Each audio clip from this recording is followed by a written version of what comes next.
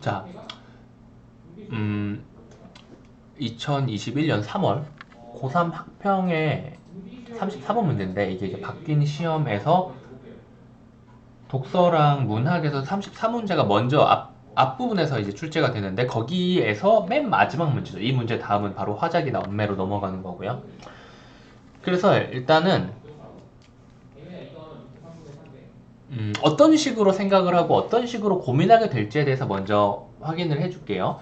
자, 일단 이 문제를 보시면은 이게 밑줄 추론 문제의 방식이란 말이에요. 그래서 이 밑줄 쳐진 곳 근처에서 키워드 몇 개를 찾아가지고 근거를 찾는 방식으로 보통은 풀려야 되는데 그렇게 안 풀려. 그래서 외인고 하다 보니까 이게 밑줄 추론 문제의 형식을 한 흐름 파악 문제였던 거예요. 그런 이야기 되게 많이 했죠, 제가. 보기 문제도 선지를 보고 내용일치처럼 그냥 바로 풀릴 수도 있다. 내용일치 문제도 선지가 추론 문제일 수 있다. 그래서 선지에 따라서 이제 좀 달라진다. 뭐 이런 건데 이것도 여기서 이렇게 만들어 놓은 방식에 따라서 좀 흐름 파악하는 게 조금 더 유리하게 작용할 수가 있었는데 아마 캐치하기가 쉽진 않았을 거예요. 그래서 보통 이제 여기에서 이거의 이유가 뭐지라고 하면서 막 찾을 겁니다. 막 찾을 거라서 이 문단, 3문단. 3문단부터 이제 FHSS, 이 주파수 확산 통신 방식이죠. 이걸 가지고 이제 단어들을 막 찾으면서 결국은 어떠한 결론에 도달하게 되는가라고 한다면은 여기에 도달을 해야 돼요, 이제. 여기에서 이제, 어, 뭐지? 혼선, 혼선 없이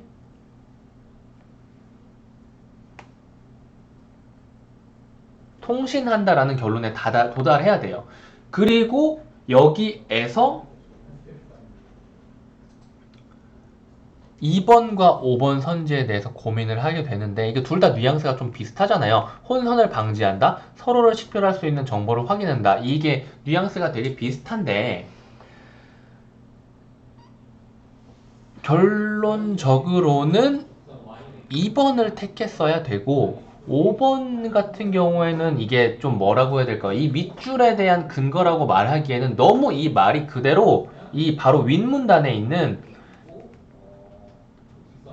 페어링, 심지어 이렇게 따옴표까지 쳐져 있어가지고 우리 배운 대로 따르면 무조건 여기는 동그라미가 쳐졌어야 됐죠. 그리고 이것에 대한 설명까지도 정의가 이 바로 다음에 돼 있으니까 페어링은 이 정의 부분도 잘 모르는 학생은 밑줄까지 치라 그랬죠. 페어링은 블루투스 기기들 간의 무선 통신을 위해 서로 식별할 수 있는 정보를 확인하고 연결을 설정하는 것이다 라고요. 그러니까 이 5번 선지는 어떤 말이냐면 페어링의 정의에 대해서 이야기를 하고 있는 거예요. 페어링은 무엇인가 라고.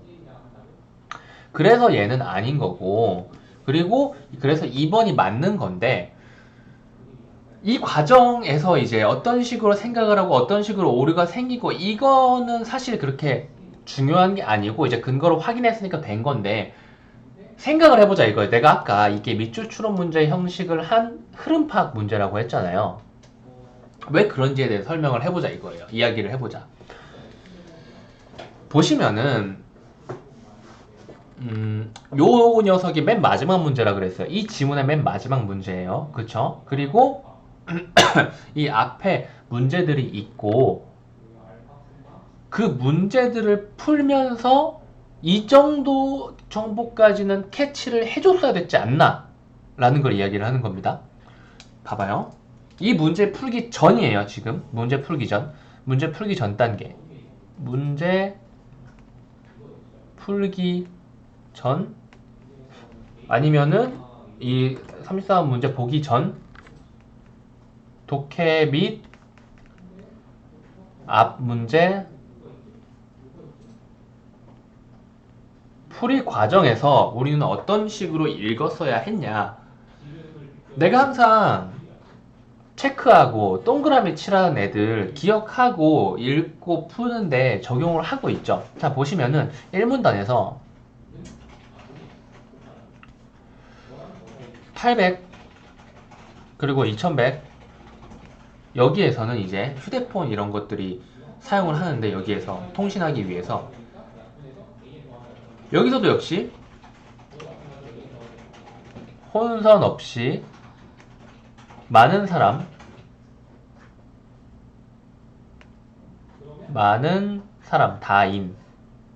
다인이 통신 요겁니다. 요거 세 개가 포인트인데 혼선 없이 많은 사람이 통신하기 위해서는 뭐가 필요하다 그랬어요? 다중 접속 기술이 필요하다 그랬어요. 그리고 이 다중 접속 기술이란 다인이 같을 동자가 뭐냐? 이건가요? 동일한 주파수를 이거 맞나요? 이거 헷갈려가지고 안 되겠다. 동주파수라고 할게요. 자, 그래서 동일한 주파수를 사용을 하는 기술인데 이 기술 속에서 뭐가 들어가 있어요? 당연히 혼선 없이 통신을 한다가 들어있겠죠. 그쵸? 그리고 여기에서 이제 예시로 CDMA라는 방식을 예시로 들고요. 그리고 이것에 대해서 설명을 해주고 있죠. 그리고 여기서 2문단까지 1문단 후반부에서 2문단까지 CDMA에 대한 설명이 이루어지고 있고요. 여긴 문제 풀어달라는 학생이 아직 없어가지고 안 읽었습니다. 이해하기 싫어가지고. 그리고 3문단 보시면은 이런 구체적인 뭔가 이 숫자 가지고 막 장난질하고 엄청 복잡하고 이 구체적인 설명을 통해서 알 수 있는 문제가 아닌 거예요. 이거는 3문단을 보면은 이제 2400 체크가 지금 제가 여기 단어들의 체크가 여러분 되어 있는지 확인을 해보세요. 3문단 2400 그리고 이거는 뭐예요? 누구나 사용이 가능합니다. 그쵸?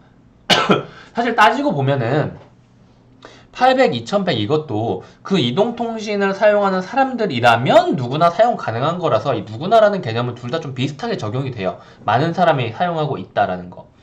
그리고 여기에서 통신하는 블루투스 기기들은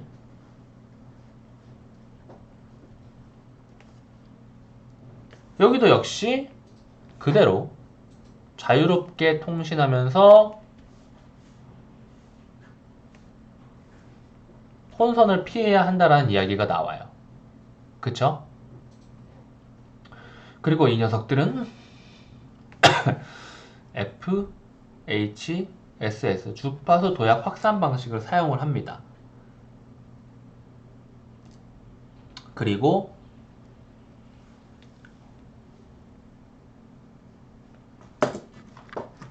잠깐만요. 지문은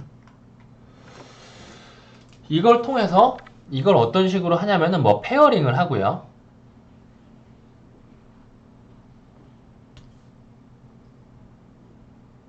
페어링을 하면은 이제 기기들 간 통신이 시작이 된다 이야기를 하는데 그쵸? 그리고 이 블루투스 통신은 2400대 이야기를 했었죠. 2402부터 2480까지의 주파수를 뭐 나누고 79개의 채널을 생성하고 이 중 몇 개를 선택해서 이동하고 이거를 확산 패턴이라고 하고 그리고 이게 3문단인 거예요. 이게 3문단. 그리고 5문단에서 이제 확산 패턴에 대해서 이야기를 합니다. 자, 보시면 결국은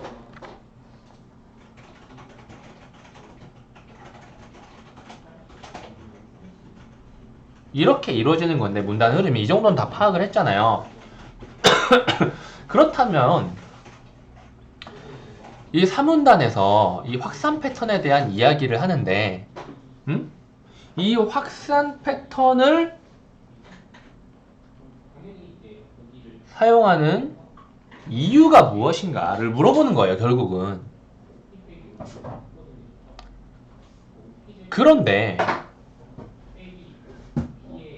이 통신기기들, 이제 뭐라고 하냐, 오문단 맨 마지막에서 근거 문장이 나와요. 혼선이 일어날 확률이 매우 낮다는 문장이 나와요. 이걸 보고서 체크를 해도 되는데, 우리가 여태까지 읽으면서 어떤 이 기술은 이 다중 접속 기술, 이 CDMA도 다중 접속 기술이고 FHSS도 다중 접속 기술인 거예요. 그쵸? 이 다중 접속 기술이라는 녀석은 결국 이 녀석의 모든 원리, 이 녀석의 모든 방식, 그리고 어떻게 돌아가는지 과정, 이것들이 어떤 목적을 위해서 이루어지고 있냐는 거야. 바로 이거예요. 여러 명이 혼선 없이, 그러니까 같은 주파수를 쓸 수 있는 여러 명이 혼선 없이 통신을 하기 위해서 이 기술을 쓰는 거라 이 말입니다. 오케이? 결국은 이 정도 이제 흐름은 우리 앞 문제를 풀면서 꼭 캐치를 하자고 이야기를 했었고, 그래서 매일매일 처음에 우리 시작할 때 단어 체크하는 거, 문단 정리하는 거 계속 해야 된다 이야기를 했었죠. 그거의 결과물이 이건데, 이걸 바탕으로 바로 이렇게 이번 답으로 저는 이렇게 갔어요. 저는 이걸 보고 처음에 이 문제를 보고 나도 단어 좀 찾다가 혹시 단어 안 나오는 것 같은데, 그러면은 이 FHSS 방식은 뭐지? 라고 생각하면서 이제 3문단 쪽, 3문단인가요? 2문단인가요? 3문단 쪽 보면, 3문단 앞쪽 보면서 FHSS 방식은 바로 여기죠.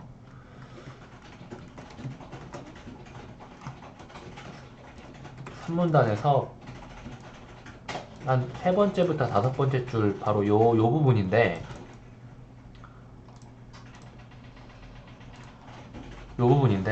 이 부분을 보고 여기를 보고 그대로 2번을 체크를 하긴 했어요.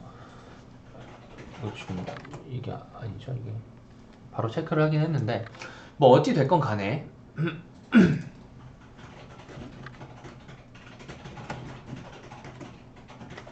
이런 식으로 생각해도 풀 수가 있다라는 거고, 평소에 이렇게 생각을 되게 많이 다양하게 해보시는 게 중요한 이유가, 해보면 두 방식대로 풀어보면 알겠지만은 앞부분에서 이제 이 문제를 보고 혹시 이런 식으로 판단해야겠다라고 하면서 쓱 보면서 이거인 것 같은데? 라고 해서 빠르게 체크를 하고 넘어가는 경우가 있고, 단어 하나하나 찾아가면서 이제 1번 선지, 2번 선지, 3번, 4번, 5번 선지들 다 하나하나 확인하는 방식이 있어요. 두 개의 풀이 시간을 확인을 해보시고, 당연히 앞부분이 빠를 수밖에 없죠. 앞 방법이. 이게 빠를 수밖에 없는데, 그리고 그럼 그게 답이 아닐 수도 있지 않나요? 라고 한다면은 그냥 이거 별표 치고 마지막에 다시 한번 확인하면 그만이야.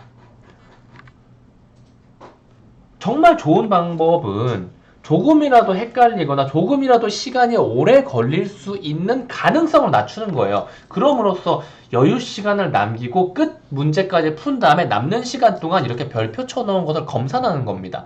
그러기 위해서는 평소에 연습을 할 때 최대한 효율적이고 최대한 합리적으로 생각을 하고 빠르게 정답을 찾는 방식들을 많이 공부를 해놔야 돼요. 배우고. 근데 이거는 뭐 공식으로 설명할 수 있는 게 아니라 이 문제를 풀면서 틀리는 것들, 어려운 것들 확인해주고 풀어주는 과정에서 잡을 수 있는 거라서 쉬운 건 아닙니다. 그래가지고 이제 기출을 푸는 거예요. 그래서 기출을 푸는 거고, 그래서 한 번 풀고 끝내지 말고 다회독하라는 거고, 그래서 복습을 주기적으로 하라는 거고, 주말마다 틀린 거. 전부 다 그런 이유입니다. 결론적으로 여러분들의 풀이 시간을 줄이고 최대한 효율적으로 시험을 볼 수 있게 만들어주기 위한 거예요. 이 문제 설명하려면 5분 안에 설명할 수 있었는데 이야기를 너무 길게 해버린 건 아닌지 모르겠네. 여기까지 하겠습니다.